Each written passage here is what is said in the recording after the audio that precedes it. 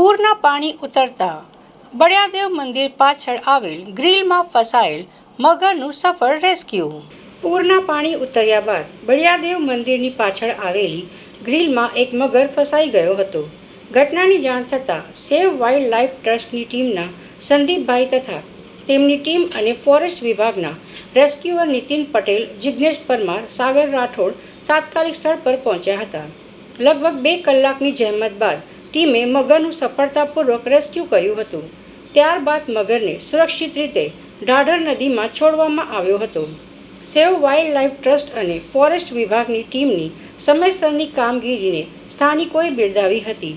તેમની સતર્કતા અને સંકલનના કારણે મગરને કોઈ નુકસાન પહોંચાડ્યા વગર સુરક્ષિત રીતે તેના કુદરતી નિવાસસ્થાને પરત મોકલવામાં આવ્યો હતો। 4 દિવસથી ઢાઢર નદીમાં ઘણું બધું પૂર આવવાથી ઘણા બધા મગરો પણ અહીં પૂરની સાથે સાથે આવ્યા હતા। એમાંથી એક મગર ગોવિંદ બાપાની સમાધિની જાળીમાં પોતે ફસાઈ જતા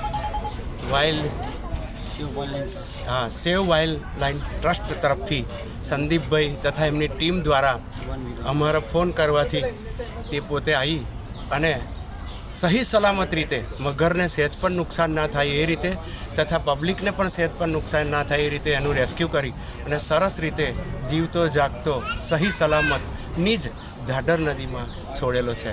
તે અમારા માટે ખૂબ ખૂબ એ લોકોનો આભાર માનું છું અને તમારી આ ટીમ બરાબર હજુ પણ સક્ષમ બને એવા ગુરુ મહારાજના આશીર્વાદ તમારા બધા પર ઉતરતા રહે।